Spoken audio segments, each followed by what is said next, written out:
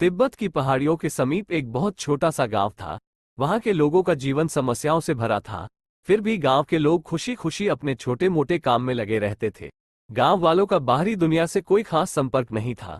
इसी वजह से इस गांव को नजरअंदाज किया जाता था। कोई भी सरकारी योजना इस गांव तक नहीं पहुंच पाती थी। दिनों दिन गांव की हालत बदतर होती जा रही थी। गांव के सभी लोग पुरानी प्रथाओं के अनुसार ही गौतम बुद्ध जयंती मनाया करते थे, और इस दिन गांव के ज्यादातर लोग बौद्ध भिक्षुओं की तरह पोशाक पहनकर ध्यान किया करते थे।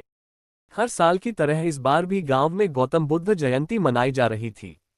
गांव के सभी लोग उत्साहित होकर त्योहार का लुत्फ उठा रहे थे। तभी अचानक जोरदार बारिश होने लगती है और 2-3 घंटों की बारिश में गांव संकट की स्थिति में गिर जाता है।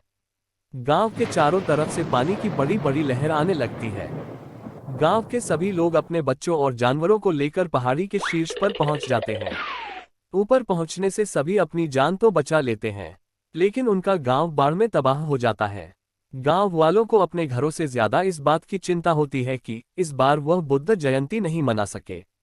पहाड़ी के ऊपर बैठे बैठे शाम हो जाती है और सभी गांव वाले दुखी मन से पहाड़ी के ऊपर बैठे होते हैं।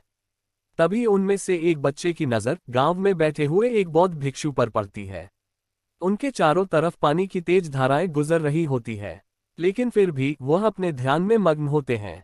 जैसे ही बच्चा ये बात गांव वालों को बताता है, सभी लोग उनकी तरफ देखकर हाथ जोड़ लेते हैं और उन्हें लगता है कि यह जरूर कोई अच्छा इंसान है जिसने उनके गांव की परंपरा को टूटने से बचा लिया, और इस वर्ष भी सुबह से शाम तक ध्यान लगाने की प्रथा बनी हुई है।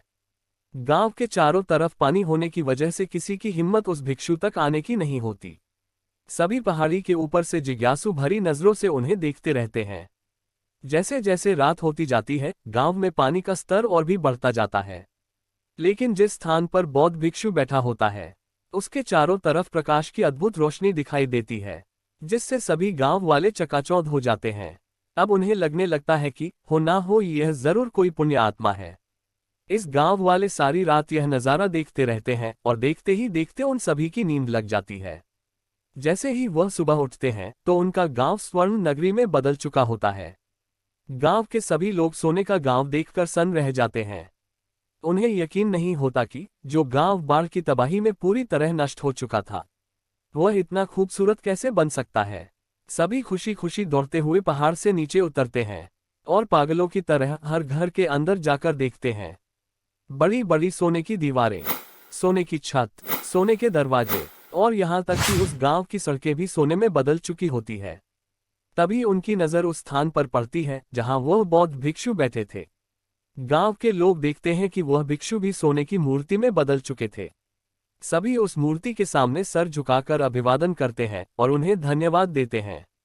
गांव के लोगों को पूरा यकीन हो जाता है कि इनके चमत्कार की वजह से ही यह गांव इतना खूबसूरत बन गया। सोने के गांव की चर्चा दूर दूर तक फैलने लगती है और कुछ ही सालों के बाद उस गांव में रहने वाले हर व्यक्ति का जीवन खुशियों से भर जाता है। और आज भी गांव के लोग उस बौद्ध भिक्षु की मूर्ति को गौतम बुद्ध की तरह पूजते हैं।